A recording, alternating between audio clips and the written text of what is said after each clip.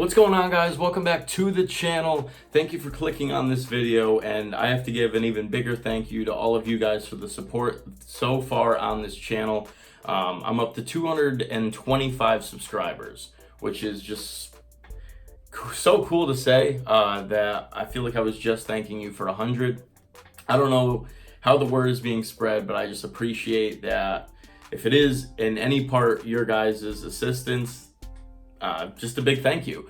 I enjoy doing this. I'm not doing it for any other reason but for fun. The fact that I just love talking about the Giants. But regardless, thank you guys so much. We are in NFL week number 2. It is officially the kickoff of week 2 tonight as the Carolina Panthers will take on the Tampa Bay Buccaneers.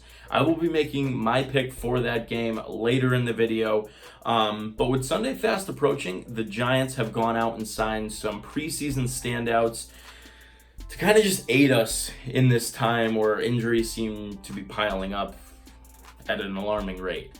In addition to all the injuries I spoke on last video, which of course were Zeitler, Slayton, Martin, and Shepard, I do unfortunately have a couple more to report to you guys today. But first, an injury update to Kareem Martin. Now, Kareem Martin has been put on injured reserve. He will be eligible to return by week 10. But he, another member of our starting defense goes down with injury. Of course, that other injured reserve spot where someone could potentially return is occupied by Sam Beal. So no one will be returning. Kareem Martin, maybe week 10, but not going to let Sam Beal ruin my Thursday. The other injuries that I was speaking on was, of course, Dexter Lawrence and Marcus Golden were both limited in practice yesterday. Lawrence, of course, dealing with something wrong with his shoulder, and then Golden dealing with a hip injury.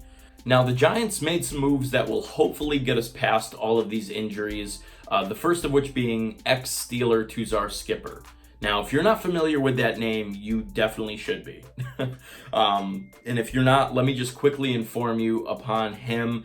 He was probably one of the most dominant players all of preseason. This guy was absolutely tearing apart offensive lines, finishing with a stat line in 4 games of 16 total tackles, 5 sacks, 2 forced fumbles, and he actually recovered and returned one of those fumbles. Not for a touchdown, but had a decent run with the football. How could you knock those numbers? Obviously, it's preseason. You're not facing NFL caliber talent every single time, but let's see if he can step in and help our defense in a depth role. Not sure if he's going to start immediately. Obviously, we need someone to step up and replace Kareem Martin, and if Marcus Golden is out as well, we may need some assistance, but let's just see how it plays out on Sunday in regards to linebacker. After that signing, the Giants made yet another signing, one that I looked at very positively and very negatively. Positively, because this guy absolutely deserves to be on an NFL roster. Negatively, because it all but eliminates one of our players from playing this Sunday. Of course, I'm speaking about TJ Jones, the Giants' preseason standout wide receiver. The Giants have re-signed him to a contract, but of course, by him being signed to potentially fill the void of Sterling Shepard.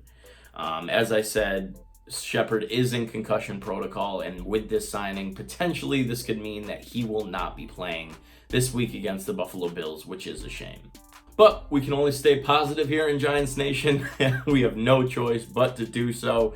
We have seen TJ Jones at his best, so we know what he is capable of as a player. Let's see if he gets any significant time coming into this game on Sunday. Obviously, learning the playbook is not going to be an issue for him. He was with us pretty much all up until week 1. So let's just see what the kid can do. Obviously had an incredible preseason for us. I hope he can make an impact with Eli Manning, and hopefully we can get out of Sunday with a victory. Tonight, obviously, is Thursday Night Football, and as I mentioned in my pregame review of last week, I'm going to be giving you my picks and kind of keeping a tally all season of where I stand. Of course, currently I am at 10, 6, and 1. The 1 being the tie in the Arizona game, of course, which sucked. But for tonight's game, I'm going to be taking the Carolina Panthers. But that's all I got for you guys today. Obviously a much shorter news video than usual, but I'm going to have a lot of content coming at you guys this weekend. Tomorrow I'm going to be posting my top 5 things to watch for in the Giants versus the Bills game this Sunday. I'm also going to be attending the kickoff party at MetLife Stadium this Friday. So I'm going to be vlogging my entire experience there, and I'll make sure to get that out to you guys Friday night or early Saturday morning. Saturday, I'm going to be also giving you my picks for the weekend's games. In addition to that, I'm also going to be breaking down the full game preview for the Bills and the Giants. Then, of course, Sunday, I will be in attendance for that game. I'm excited for the home opener, but you know, if it's frustrating to watch your team lose on TV, it's even more frustrating, especially when I am definitely expecting a heavy flow of Bills Mafia attending this ball game.